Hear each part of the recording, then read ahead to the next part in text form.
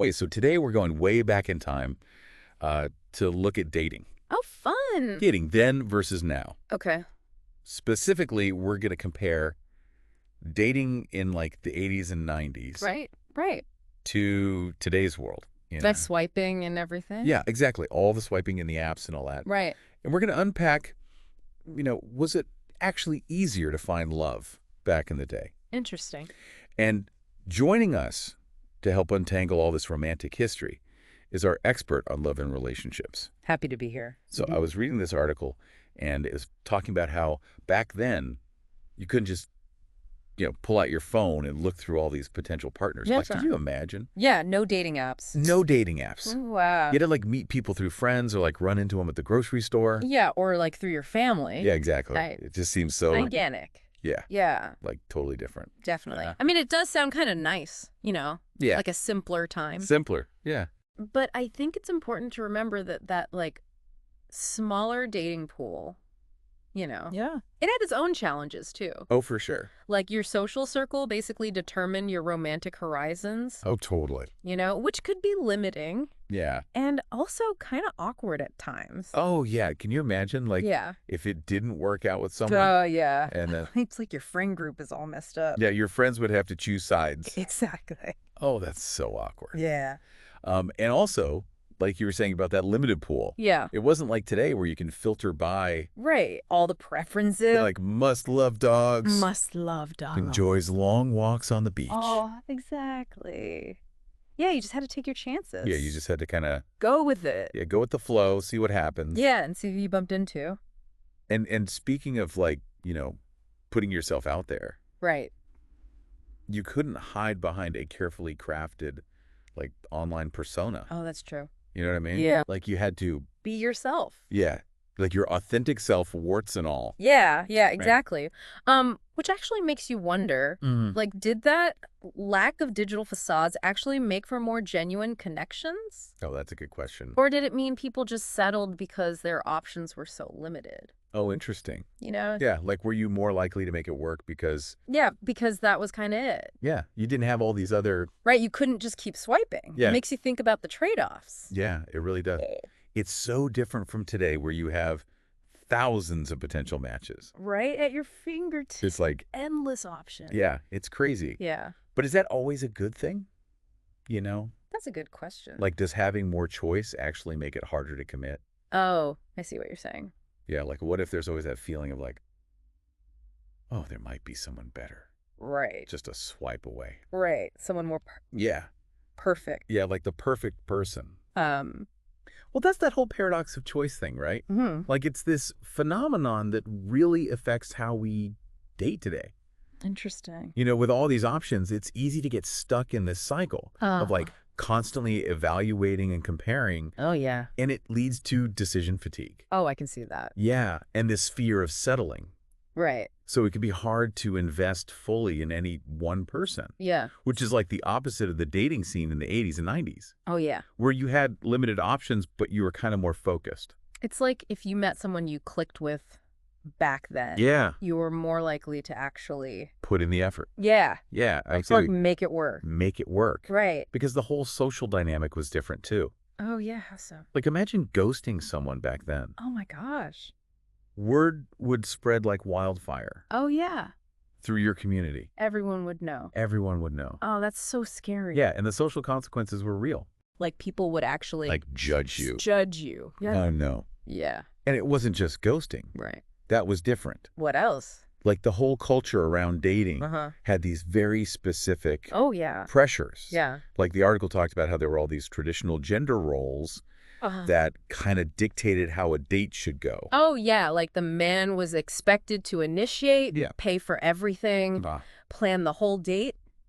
wow. Yeah. It was all very like structured. Yeah, it sounds a little Formal. formal. Yeah, a lot of pressure. Yeah. And for women, it was all about Yeah. appearing a certain way, being feminine, Right. upholding those expectations. Right. Yeah. Wow, that's a lot of pressure. A lot of pressure to conform. Yeah.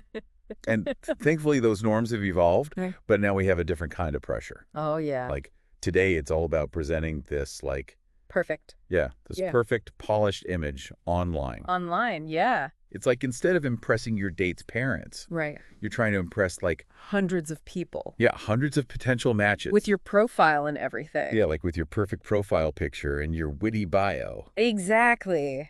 Yeah, it's a whole different kind of pressure. It really is. But it's interesting how both of those pressures, Hmm. even though they're different, Yeah. highlight this like fundamental truth about dating, What's that?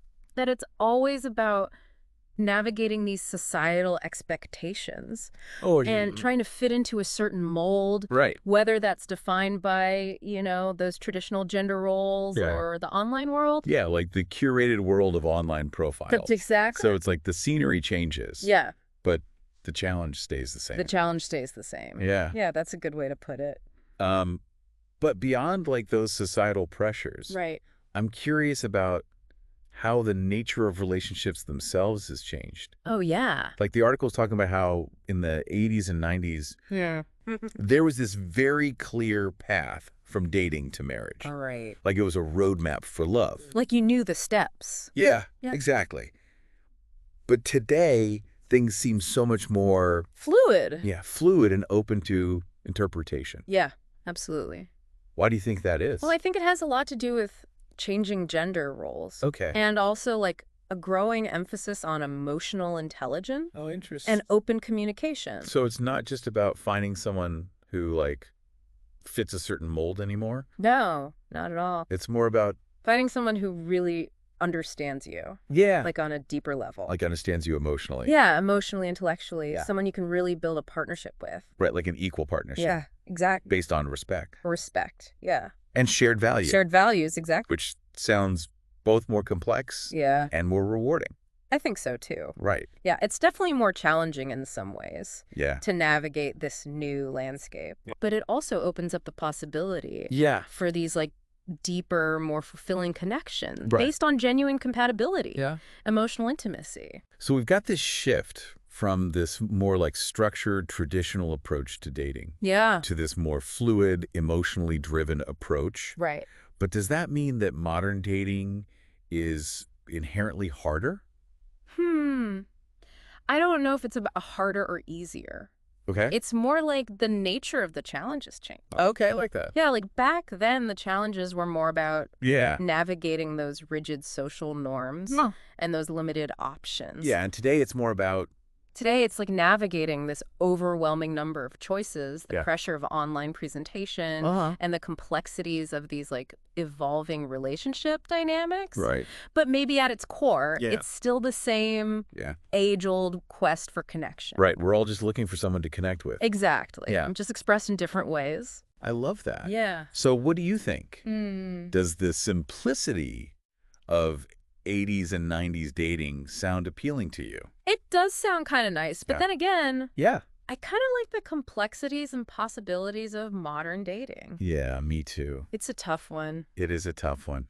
It's interesting to think about. Yeah, it really is. Like, what aspects of each would you Yeah. prefer? I don't know. Yeah, It's a good question. it is a good question. It makes you think about your own dating preferences Yeah. and values. Totally. It's like, what are you looking for? Exactly. And how has the Yeah. world of dating Right. changed that? Yeah. And it also makes me think about how the very definition of a date has Right. changed. That's interesting. Like, what even is a date these days? yeah, that's a great point. Right. We should definitely explore that further. Let's do it.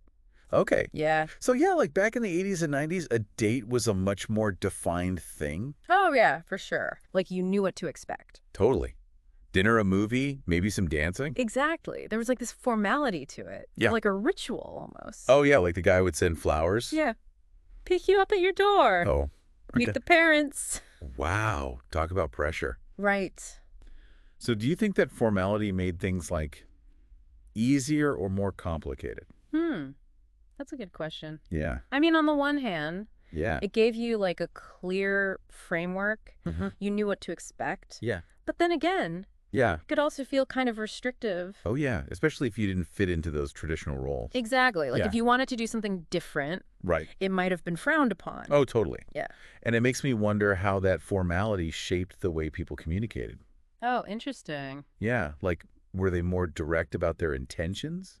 Or was Yeah. it all about like subtle cues and reading between the lines? Yeah, I think communication was definitely influenced by those norms back Mm. then. Like, people were probably less upfront about their feelings Uh-huh. and relied more on those, like, rituals and codes of conduct. Yeah, like you said, it was all very ritualistic. Yeah, exactly. Interesting. It's so different from today. Oh, wait, totally. Like, now the lines between dating and just hanging out are so blurred. Right, like what even counts as a date these days? Yeah, seriously. Is it grabbing coffee? Yeah. Going for a walk? Right, or just texting for weeks. Exactly. It's so ambiguous. It really is. And that ambiguity can be exciting, Oh, yeah, for sure. but also anxiety-inducing. Oh, yeah, definitely. Yeah. It's exciting because it's spontaneous and flexible, Yeah. but it's also like, am I on a date or am I just hanging out with a friend? Right. Like, what are we doing here? Exactly. And that lack of clarity Yeah. can lead to some misunderstandings I for sure. and hurt feelings. Oh, yeah, totally. Mm. Especially when you throw in things like breadcrumbing. Oh, breadcrumbing. The worst. So it's like, why even bother? Right. Like, just be upfront with me. Exactly. But yeah, it's like technology has enabled all these new ways of being ambiguous, Oh, totally. which just wasn't really a thing back in the day. Right. So it's like we've traded that formality and structure Yeah. for something more fluid, Right. but potentially more confusing. Yeah, definitely more confusing. And it's not just the definition of a date that's changed. Right. It's like the whole structure of relationships has shifted. Oh, yeah, for sure. How so? Well, think about it. In the 80s and 90s, Yeah. relationships were much more linear. Okay. You'd date, you'd become exclusive, Yeah. you'd move in together, then you'd get married. All right. It was like a roadmap. Exactly. Yeah. But today, Yeah. that map is like Yeah. wide open. Yeah, totally. People might live together before marriage Mm-hmm. or choose not to get married at all. Yeah. Maybe they explore open relationships Yeah. or other non-traditional setups. Right. Like the possibilities are endless. Like we're rewriting the rules of love, Yeah. which is kind of exciting. It is exciting. Right. It's empowering, Yeah. but it also requires more self-awareness, Yep. communication, Yeah. and a willingness to like define your own terms. Right. Like, what does commitment mean to you? Exactly. What does a relationship look like for you? Yeah, what are your needs and boundaries? Right. It's all about figuring that out together. Yeah. It's like navigating uncharted territory. Totally. You have all this freedom, Yeah. but also Uncertainty, uncertainty, exactly. which can be scary. It can be scary, Yeah. but it can also be really exciting. Yeah. Yeah. And it seems like emotional intelligence has become even more important in modern dating. Oh, absolutely. Like, it's not enough to just find someone who checks all the boxes. Right. You need someone who can understand you Yeah. and communicate effectively. And handle the ups and downs of a Yeah. relationship. Yeah, like the bar for relationship skills has definitely been raised, I think so, yeah. which is probably a good thing in the long run. Yeah. Yeah. Hopefully it leads to healthier relationships. Right. So Yeah. even though the tools and rituals of dating have changed, Yeah. those fundamental human skills Right. are still so important. Absolutely. Like communication, empathy, the Yeah. ability to listen. Right. Like those are timeless. They're timeless. Yeah, They'll always be essential for building strong connections. totally. It's like we're all playing different versions of the same game. Yeah. I like that. Right. It's like dating then and now are just different levels, Yeah, with different challenges, different challenges. different obstacles. Yeah. But ultimately, the goal is the same. The goal is the same. Define connection. To find love. To find someone who gets you Exactly. and who you can build a life with. And who you can grow with. Yeah. Yeah, This has been so insightful. Yeah. I feel like I'm learning so much. I'm glad.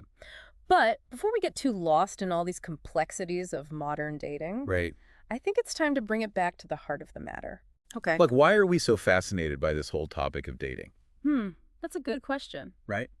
I think it's because love and connection Yeah. are like fundamental human needs. Totally. We all crave that sense of belonging, intimacy, Yeah. shared experience. Right. Like we all want to feel loved and supported. Exactly. And regardless of the era, Yeah. that quest to fulfill those needs drives us to seek out connection. Totally. Whether it's through handwritten letters or dating app profiles. Or meeting someone at the grocery store. Yes, exactly. It's like this timeless pursuit. It really is. Yeah. It's amazing how we've adapted to all these changes, but still held on to that core desire for connection.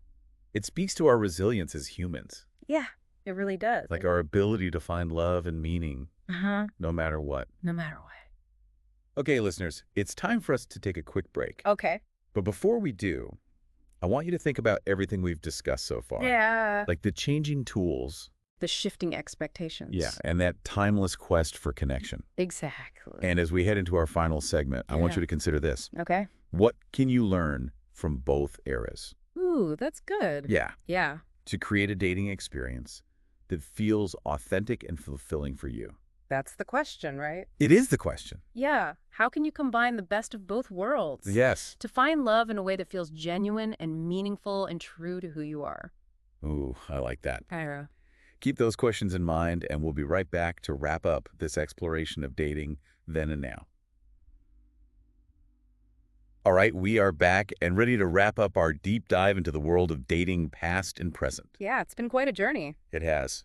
From those 80s and 90s mixtapes and landlines Ah, the memories. to today's world of swiping and algorithms. It's amazing how much has changed. It really is.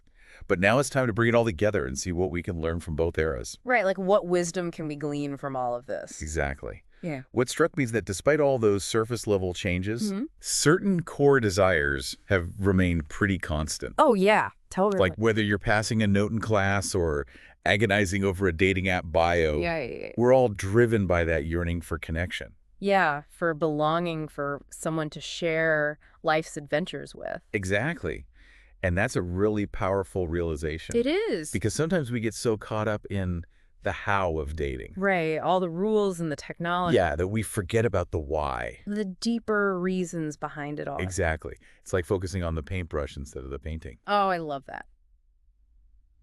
So how do we as modern daters Yeah. keep that why front and center? That's the million-dollar question. Right. Especially in a world that's obsessed with the how. Well, one thing that really stood out to me from our conversation is that the tools of dating, Uh-huh. while interesting and definitely important, Yeah, can sometimes distract us from those core human needs. I see what you're saying. Right. So instead of getting lost in the swiping, Yeah, or the pressure to have the perfect profile. we should focus on cultivating those qualities Right. that make for a truly meaningful connection. Exactly. Things like authenticity, vulnerability, empathy, clear communication. Right. Those are the timeless ingredients of any strong relationship. Absolutely, no matter what decade you're in. It's so true.